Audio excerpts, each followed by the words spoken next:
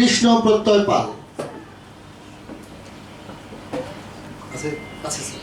সৃজন কুমার, সপ্তর্ষি হাসান, আফসারা হোসাইন ওহি, ইউসুফ ফারদিন, আয়েশা ইবনাত তোহা,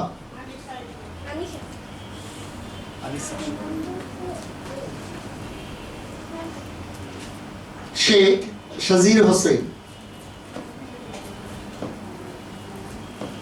ফাহিম আব্দুর,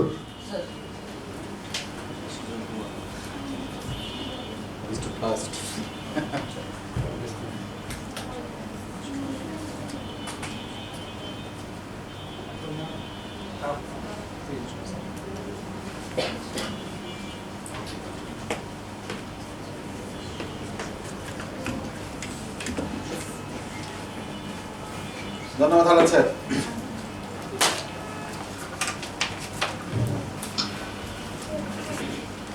আজকে তাহলে আমরা এই সুন্দর আয়োজন কিনে জানি না, সুন্দর একটা মুহূর্ত আমার কাছে খুব ভালো লাগছে। মনে হচ্ছে যে জায়গায় না থেকে আমি ওখানে থাকতে পারতাম, আমার খুব ভালো লাগছে। এতগুলি পুরস্কার, এতগুলি খাম, আমার মনে হচ্ছে যে আমি নিয়ে যাই।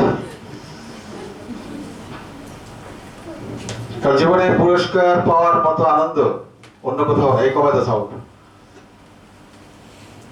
খেয়ে আনন্দ হয়, দেখে আনন্দ হয়, কৌতুক শুনে আনন্দ লাগে, যখন কেউ পুরস্কার পায় সে আনন্দ আলাদা। পুরস্কারটা কি বিষয় না, জীবনে পুরস্কার পাইনি তা না, পেয়েছি। সবচেয়ে বড় পুরস্কার পেয়েছিলাম, আমি একবার সেকেন্ড হয়েছিলাম বাধা অতিক্রম দৌড়। বুঝো এটা?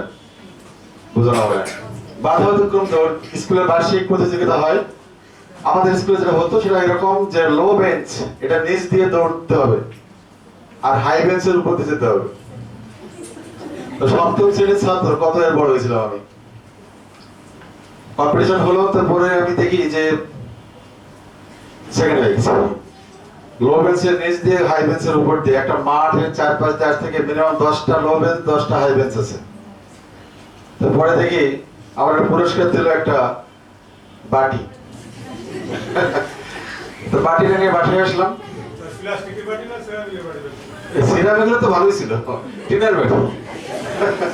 আগে যেমন টিনের মগ, টিনের ছিল এরকম, টিনের প্লেট এরকম। তো সবচেয়ে বড় কথা হচ্ছে যে বাটিটা পেয়ে আমার যে জিনিসটা মুছে গেল তা হচ্ছে আমি যখন লো বেঞ্চের নিচ দিয়ে যখন মার্চ করেছি, রান করেছি, তখন দুই হাঁটুর এখানে কিছু নাই, সব ছেড়ে গেছে। কারণ সময়টা ছিল শুকনো। আর আমাদের স্কুলের প্রোগ্রামটা হতো মার্চ, 26শে মার্চে হতো। আর 26শে মার্চ মানে শুকনো মৌসুম। যাই হোক, এটা পাওয়ার পরে আমার কাছে মনে হলো যেটা বেড়েছে, বেড়ে হচ্ছে সমস্যা না, কারণ আমার হাতে বাটি, মনে হচ্ছে সারা পৃথিবীটা আমার হাতে। এই যে পুরস্কার পাওয়ার যে আনন্দ, এটা সবাই পারে না, সবার ভাগ্যে হয় না। আবার চেষ্টা করলে হয়। আমি মনে করি যে আজকে তোমরা যারা ছোট, তোমরা এক সময় বড় হবে। আসো আসো আসো আসো, এই বাবা আসো। আজকে তোমরা ছোট, আজকে আমি স্টেজে দাঁড়িয়ে কথা বলছি, এক সময় তুমি দাঁড়াবে, এক সময় বাংলাদেশের ন্যাশনাল স্টেজে দাঁড়িয়ে কথা বলবে, এক সময় তুমি জাতিসংঘের স্টেজে গিয়ে কথা বলবে। আজকে বাংলাদেশের প্রধান উপদেষ্টা ডক্টর ইউনূস দেখলাম একটা খবরে যে এক জায়গায় কথা বলছে এরকম স্টেজে বসা, তার পাশে বাংলাদেশ থেকে প্রতিনিধি নিয়ে গেছে কিছু কয়েকজন, তার মধ্যে দুজনকে দেখলাম। তার মধ্যে একটি মেয়ে আছে ডাক্তার, কি নাম? তাসনিম জারা। কোন দল করে কি করে সেটা বিষয় না, বিষয়টা হচ্ছে সে পেশায় একজন ডক্টর এবং মেধাবী। আজকে বাংলাদেশের থেকে সে চলে গেল আমেরিকার মতো জায়গায়, জাতিসংঘে গিয়ে সে কথা বলছে। এটা মেধার কারণে। আমিও চাই আমার সকল ছাত্রছাত্রী যারা মিরপুর ক্যাডেট কোচিং এর টাচে থাকবে, আসবে, শুনবে, জানবে, বুঝবে, কোন এক সময় তারা এরকম জাতিসংঘের অধিবেশনের কথা বলবে ইনশাআল্লাহ। তো আজকের এই অনুষ্ঠান আমরা শুরু করবো। আমরা দেখেছি এর আগে, তোমরা তো বলতে পারবে কিনা জানি না, আমরা টেলিভিশনে দেখতাম এক সময়, খুব জনপ্রিয় একটা অনুষ্ঠান ছিল ভারতের সেই অনুষ্ঠান কোন বনেগা করোড়পতি, তোমরা দেখেছো কিনা জানি না, এরকম স্টেজ শো হতো। উপস্থাপনা করতেন ভুবন বিখ্যাত একজন অভিনেতা যার নাম হচ্ছে অমিতাভ বচ্চন। তো তাদের বিষয়টা তো আলাদা আর আমাদের বিষয়টা তো আলাদা।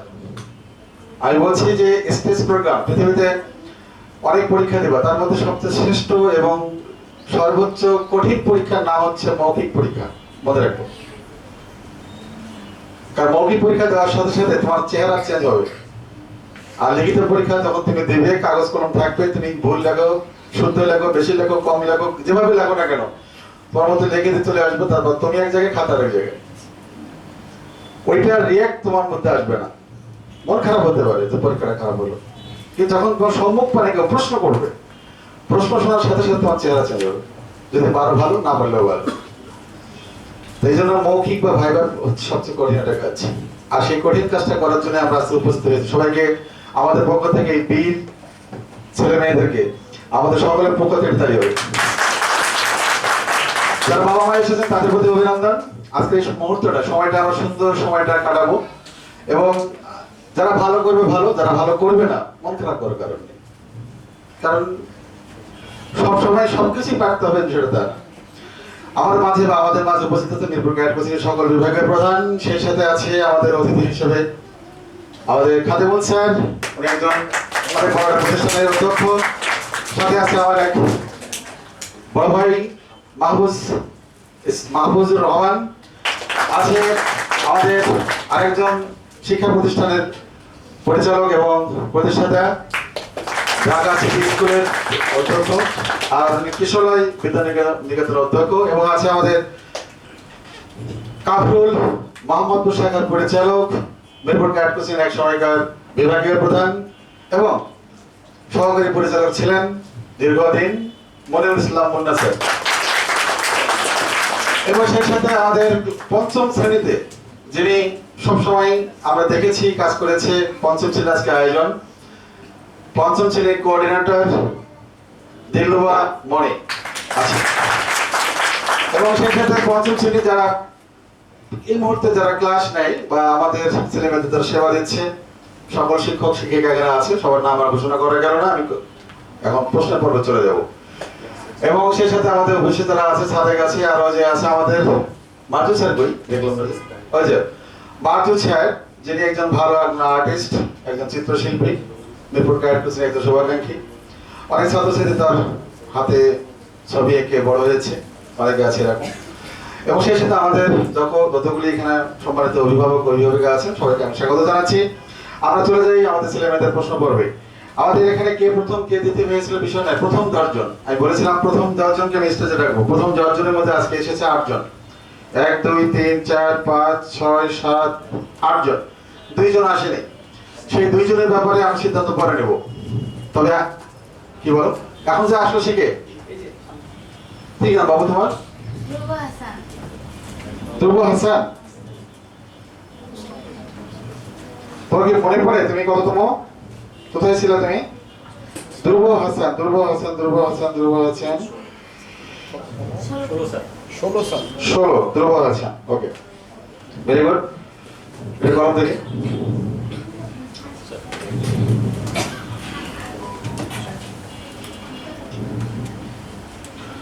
তাহলে আমরা কি প্রশ্ন পর্বে চলে যাবো? সবাই প্রস্তুত? এই জায়গাটা জোরে বলেন, যাবো? আচ্ছা, প্রশ্ন পর্বে এখন যাবো না, রাজি? এখন চলে যাবো।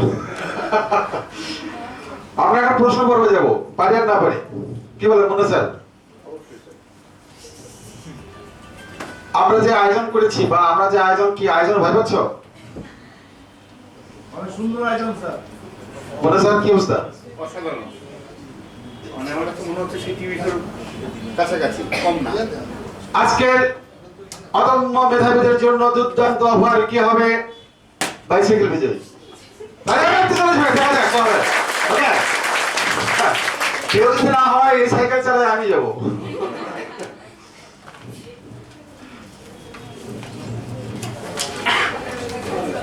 আচ্ছা, আমরা প্রথমে আজকে ডাক দেব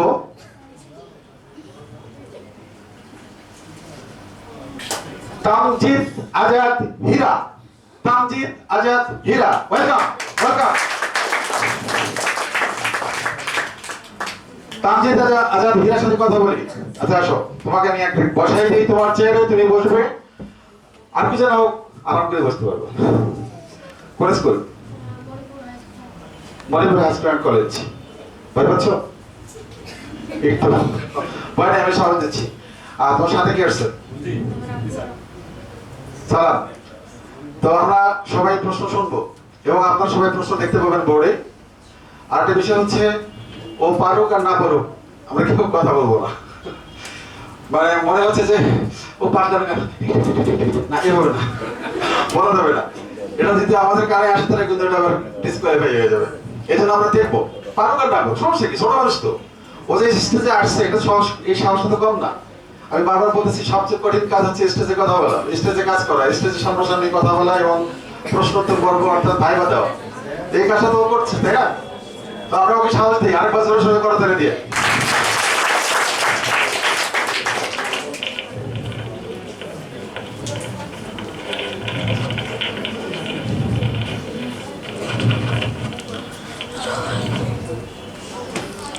বসো, সবাইকে সালাম দাও। আসসালামু আলাইকুম। তুমি আরাম করে বসে রিল্যাক্স হয়ে বসবে, ঠিক আছে? তুমি স্ক্রিন দেখবা এবং তোমার জন্য সময় থাকবে 20 সেকেন্ড। 20 সেকেন্ড পর কিন্তু তোমার সময় বন্ধ হয়ে যাবে। সাবধান, যদি তুমি প্রশ্নটা পারো তাহলে তুমি কনফার্ম হয়ে তুমি সেটা ক্লিক করবা, অর্থাৎ বলবা, আমরা ক্লিক করে দেবো। আর যেটা যদি না পারো, ভুল বলো, তাহলে কিন্তু নাম্বার মাইনাস হবে। আর যদি পেরে যাও তাহলে তো আলহামদুলিল্লাহ। আমরা চাই তুমি বাইসাইকেল নিয়ে যাও, ওকে?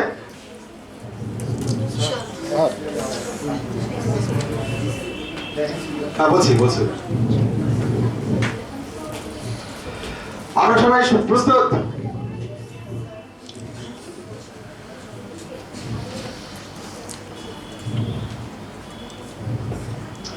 তোমাদের জন্য প্রশ্ন থাকবে 10টি। কয়টি প্রশ্ন থাকবে? 10টি। স্টার্ট।